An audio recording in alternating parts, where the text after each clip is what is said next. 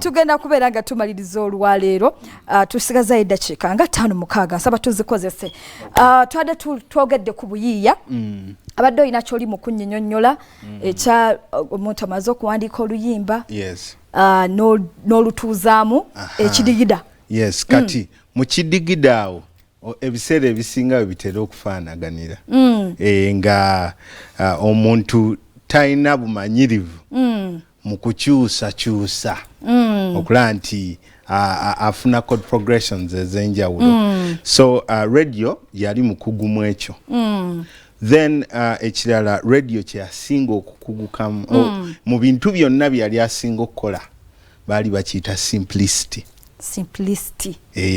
nti yayimbanga ekintu ng'okiraba nga kyayimbyeko nga si kikusike oluyimba lugenda kwanguyira okukwata nti kati bw'oba otunuulidde ennyimba nga mungi nnyo nga langi y'ebikoola it's one thing kyolaba nga kyetimbye buli wamu ng'ebikoola you know nti it was so simple for omuntu yenna okukikola ki nze mbadde mmanyi buli writer w'owandiika oluyimba ne luba nga lulina ebigambo ebyo ebiri unique ebiri hard ebizibu byabadde sobola kulowoozaako nedda kati oluusi ekyo kiri mitinga newankubadde kiba kirungi naye lines ezo tozisussa kiringanga mu luzungu bwe twakolanga epepe ya composition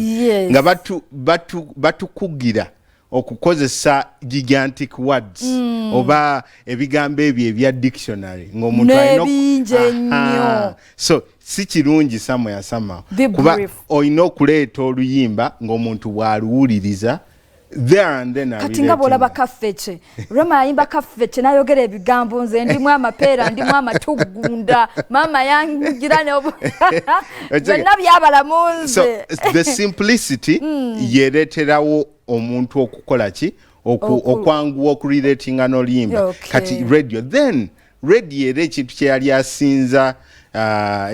asinga okukola yalina kye bayita literature mu Luganda mu Luzungu wonna kuba kati nze nina oluyimba lwensinga okwagala olwa radio baluyita juicy nti very many people bayimba oluyimba olwo naye tebamanyi kyerutegeeza nti paka nakati omuntu awulira oluyimba but ne Henry Mpinga Sempi jagala nnyo oluyimba ka juicy yatandika n'agamba with the literature and poetry yatuka n'agamba you were not designed so fine like a wedding cake.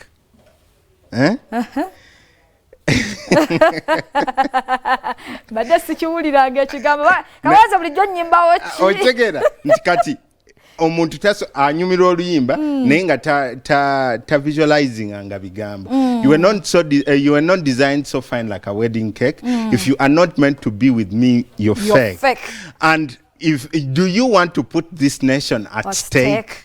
With that kind of literature oba omuntu yebuuza nti yali ategeeza ki omuntu wagamba you were not designed so fine like a wedding cake kyagezaako kugamba toli wa buli omu because cake ya wedding buli omu akola ki and if you're not meant to be with me you're fake then do you want to put this nation at stake? That is if wogenda n'ofunayo omuki omulala obulabe bwennyini. So briefly n'agamba fire cannot cool the what? The water. Okitegeera mu bumpipi ng'agamba just be like a juice available for me to drink. Okay. You see? So that's the kind of literature that radio had. He was so good at literature. No wonder he was a scholar of psychology. Awo tulese. Nti yali graduatinga mu psychology. Yeah, so mu ndowooza z'abantu kitegeeza yali muntu awaayo nnyo obudde okutegeera ki ekigenda okwanguyira abantu oba n'abantu okukyaga. Yali yategeera omulimu gwe. Yes. Yali agwagala. Yes. akadde katuweddeko tetugenda kubeera nga tusukawo njagala waliwo abaana bali eyo nga writer naye nga emirimu gyekyabulamu teginnajja bulungi nga bwolidde Croch kyayogerako omukulu yamukkiriza aweeyo oluyimba naye nga ne baaluwa mbutuufu alaba terugenda kukola ki aba aluwonoonye bubaka ki bw'osobola obbampeerayo obubaka bugenda kubeera very simple mu bulamu originality is way overrated like buli muntu alina kyalowooza ku kigambo originality naye originality si kwe kukola ekitabangawo wabula kwe kukola ekyali kibaddewo mu ngeriyo ne kiba kirungi so ate tosobola kwegomba kibi so abaana bali eyo bambi kyenjoba requestinga 1 believe in yourself 2 respect the works of others yes out of the respect gyowa ekintu ekyo nze okuyiga okuwandiika nakuyigira ku mirimu gya Silver Kyagulanyi nga tetumiitinze nakumiitinga the first time we met he only told me you know what John the only thing you can do for yourself kuba namugamba njagala kubeera nga ggwe nangamba tosobola beera nze nangamba be you so kigambo kyekimu nkigamba abantu please be you era naddayo waka nentandika okuwuliriza Silver ennyimba zawandiika so out of that nentandika nange okukola ki and the rest is history. I am John K. Yeah, so twatondawo in fact twatondawo in 2018 era mukulu Silver ye patron w'ekibiina ekyo nze chairperson wakyo ekitwala the songwriters in Uganda. Yeah, so you can reach out to us Twina Songwriters Academy. Yeah, tuyigiriza ngenda kujjanjiga okuwandiika ennyimba